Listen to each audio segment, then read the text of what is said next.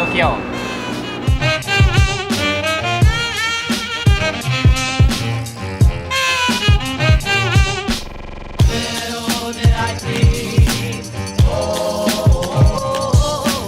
สบายดี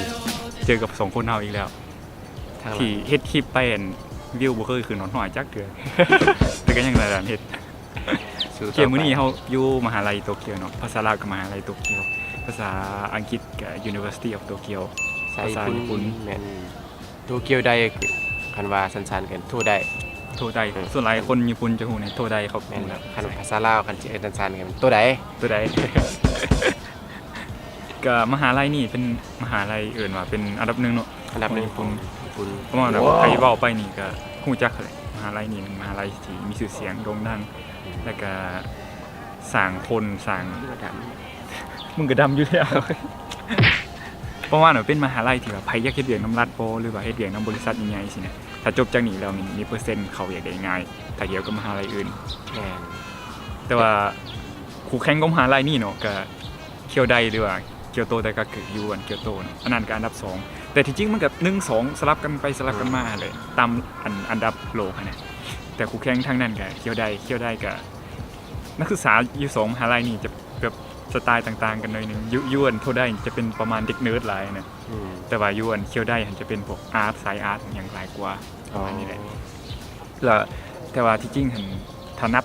Nobel Prize นะพวกprofessor ที่อยู่เกียวโตนะเคียวได้จะได้ Nobel Prize หลายกว่าเทียบกับโทได้แต่ว่าเนอร์ได้กับโทได้ยังติดอันดับอยู่เป็นความรู้เลยนี่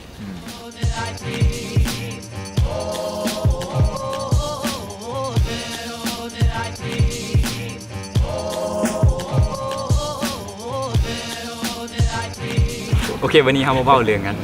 ประวัติของมหาลัยตัวนี้น้อยนึงเนาะมหาลัยโตเกียวสร้างตั้งขึ้นในยุคเมจิในปี 1877นั่นแหละแต่ในสมัยนั้นก็ถือว่าเป็นมหาลัยที่ทันสมัยที่สุดในสมัยนั้นมันเกิดจากการรวมตัวระหว่างไคเซสคูลแล้วก็โตเกียวเมดิคอลสคูลเนาะรวมตัวกันเป็นมหาลัยโตเกียวในปี 1877ซึ่งได้เปลี่ยนชื่อมาเป็น Imperial University ในปี 1886 หลังจากนั้นเปลี่ยนมาเป็นโตเกียว Imperial University ในปี 1897 จนมาฮอดปี 1947เนาะหลังจากสงครามโลกครั้งที่2ก็ได้กลับเปลี่ยนมาใส่ชื่อเก่าก็คือ University of Tokyo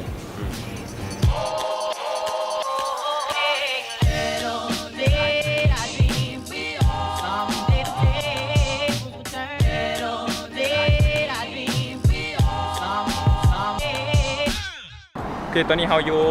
หน้าอากามงราเมงเนาะข้างหลังราเมง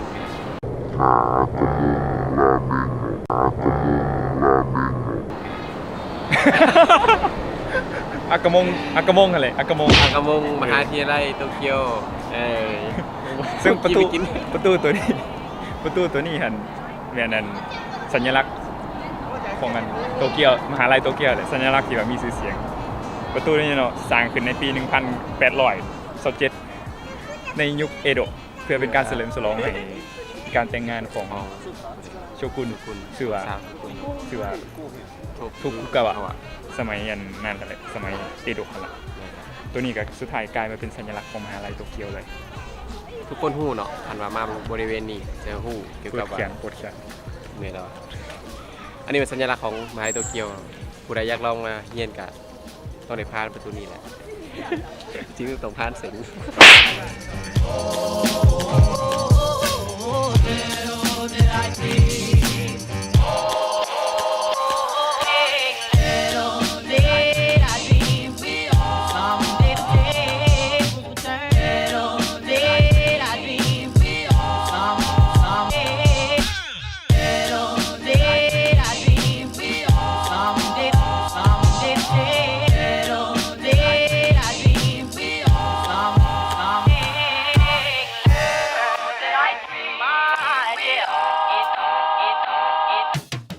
ตอนนี้เราอยู่หน้าของหอ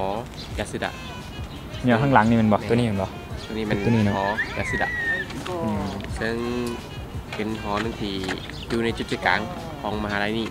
แคมปัสนี่และกับ เพื่อเป็นการขอบเจอเนาะเกี่ยวกับการบริจาคของทาน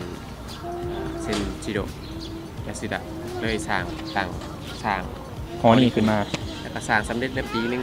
1925ซึ่งก็เป็นอีกจุดหนึ่งหรือว่าสัญลักษณ์หนึ่งที่สำคัญของมหาลัยนี้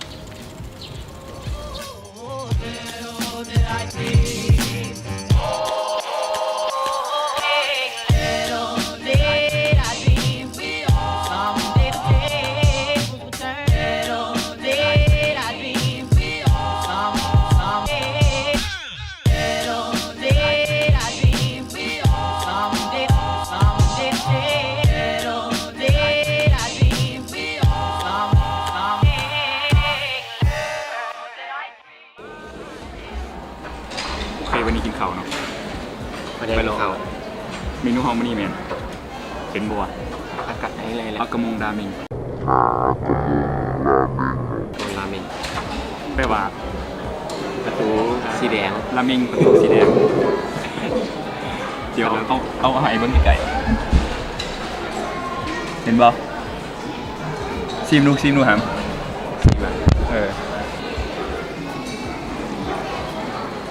แซ่บบ่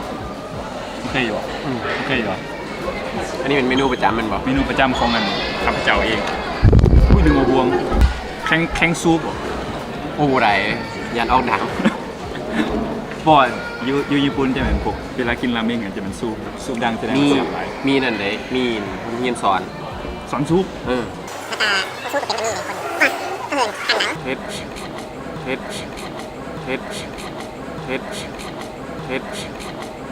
เฮ็ดมื้อนั้นลองเหรอมื้อนั้นกินปลาอยู่มั้ยขาปลาอยู่มื้อนั้นเห็นอยู่ทอดแล้วลองมันเกือบซุปอย่างซุปปลาตายแบบไอ้ตายย้อนนั้นกลางปลาปักคอแม่นแหละซุปลองซุปมั้ยอินซุปบ่ได้ที่บอกว่าเป็นเส้นเหนียวพุ่นได้เดี๋ยวเฮ็ดมันนี่ขึ้นเนาะเห็นบ่อายลองมึงดูลองเป็นเส้นอยู่บ้านเฮาจะกินแบบเงียบอยู่นี่ซุปอยู่บ้านเฮาสิแม่นน่ะเวลาแต่งเส้นพวกนี้เนาะจะปรุงรสตามท้องมักแต่นี่เขาปรุงมาให้แล้วแสดงเรื่องบ่ได้แล้วก็แซ่บไปหรอกมีอาการเผ็ดนิดนึงมีเผ็ดน้อยนึงก็ใส่กับซอสมะเขือเนาะโรงอาหารอยู่ตัวใดคันภาษาลาวคันจิตจันทร์กันตัวใดมหาลัยการเป็นประมาณนี้นะเดี๋ยวกินกันเด้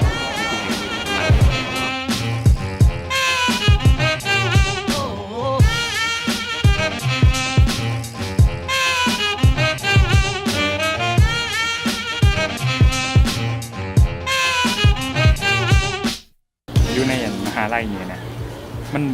มีตึกหลายอยู่แต่ว่าส่วนหลายมีธรรมศาสตร์หลายมีต้นไม้มีอย่างอยู่ทางกลางมหาลัยกับมีหนองเนาะคล้ายๆเป็นสวนเป็นอย่างซึ่งตัวนี้นี่สมัยนั้นเนี่ยนะเป็นเพิ่นว่าเป็นหนองที่แบบงามกว่าหมู่ในสมัยนั้นเป็นสวนบ่แม่นหนองเพราะว่าเป็นหนองทางกลางแล้วเป็นสวนอ้อมเด้ในสมัยเอโดะสมัยนั้นนะและสมัยนี้มันก็กลายมาเป็นหนองเนาะบ่อนพักของนักเรียนต้นสวยสิกำลังเบิ่งธรรมศาสตร์หลายอยู่ซึ่งหนองตัวนี้นี่เขาเฮ็ดออกแบบมาคล้ายๆเป็นหูหัวใจเนาะแต่ว่าตรงที่ท้ายทึ่งๆมาจึงเห็นนั่นแหละตัวท้ายอยู่ข้างนี่ไปมันก็บ่เห็นเป็นหนองอย่างธรรมดาแล้วซึ่งว่าตอนนั้นตะดูใบไม้เปลี่ยนสีนี่งามหลายเดี๋ยวจะไปสอ69ถ่ายมี69แล้วชี้อินเสิร์ตให้เพิ่นมีปลาหลายปลาตัวใหญ่ๆพุ่นเลือกปลาในค่ำภาษาลาวปลาหนึ่งอยากทานคิดหาแต่อันกินวันนี้เดี๋ยวเฮาสิอินเสิร์ตพยายามจะเก็บอินเสิร์ตให้เบิ่งเนาะเดี๋ยวไปเบิ่งอินเสิร์ตเลย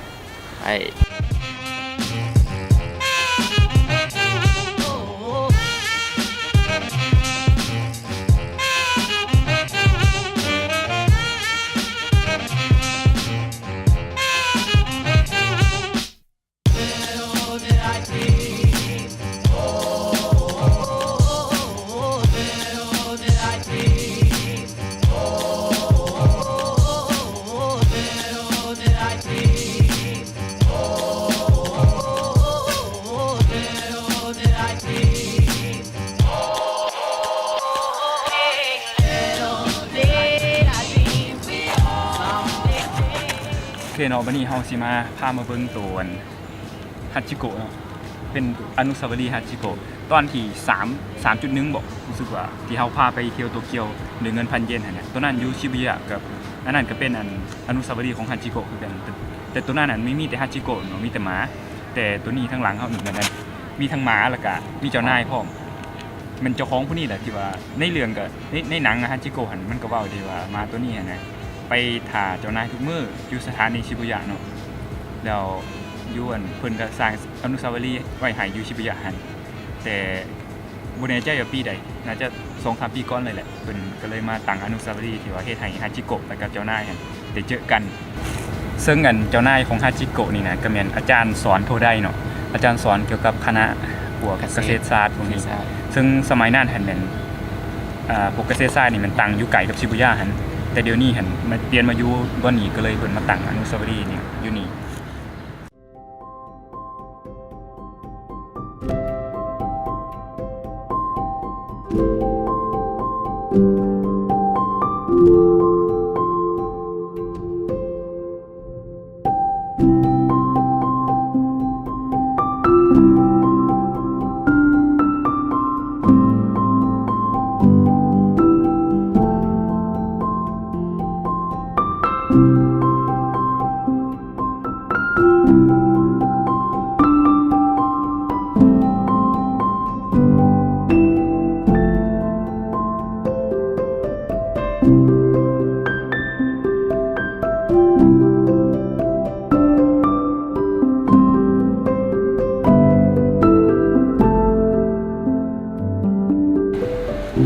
โอเคทั้งหมดหันก็เป็นคลิปนี้เนาะวิดีโอในมื้อนี้ vlog ในมื้อนี้แหละมาพามาเบิ่งกันมหาลัยโตเกียวรู้สึกเป็นไงเด้อแต่สำหรับข้าพเจ้าแล้วมันมีความ จะสุภาพได้ก็ไร ข้าพเจ้าซั่นดิแต่สำหรับเฮาเรารู้สึกว่ามันอยู่ในมันคือมีเวทมนต์เขามันมีความเก่ามีความแก่ตึกก็เก่าเทียบได้กับตึกโรงเรียนพันลาโรงเรียนพันลาแม่นโรงเรียนมัธยมอยู่เมืองสำเหนือสมัยที่ยังเงินเป็นตึกเก่าอยู่เขินเป็นนั่นแหละเขินความคลาสสิกของคลาสสิกแต่เป็นอย่างเสนื่อนอู้นะแล้วก็เขาจนได้ทุบเลยแต่ตัวนี้มันเก่าอยู่แต่มันความแข็งแรงพอมหาลัยนี่สร้างมาได้130 ปลายปีเลยดิ130 ปลายปีมันก็มีความเก่าแก่ซูซีอายุตอนปลายเขาเนาะเกมเขารัก30แล้วโอเคประมาณนี้แหละวิดีโอในมื้อนี้หวังว่าทุกคนจะมักเนาะถ้ามักก็กดไลค์กดแชร์อย่าลืม Subscribe ก็อยู่ในYouTube เพื่อติดตามวิดีโอเฮาได้ตลอดคลิปต่อไปเรื่อยๆเพราะว่ายังจะมีหลายคลิปอีกถ้าสนใจก็พยายามติดตามพวกเราเด้อแล้วกด Subscribe อย่าลืมกดกระดิ่งพร้อมเพื่อจะได้เตือนเวลาเฮาอัพคลิปใหม่ลงไปมือลงไป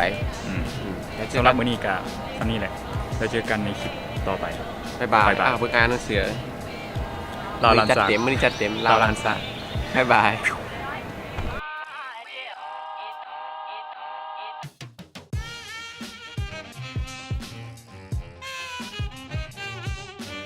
แต่ตอนนี้ก็เฮียนอยู่นี่เป็นบ่เฮียนอยู่นี่แหละแล้วเฮียนเกี่ยวกับสาขาวิจัยแพทย์เนาะแพทย์แล้วสมมุติบัดจบมาอยากหมอญี่ปุ่นบ่กลับบ้านเฮาไปเฮ็ดหมอลาวกลับโอ้ไป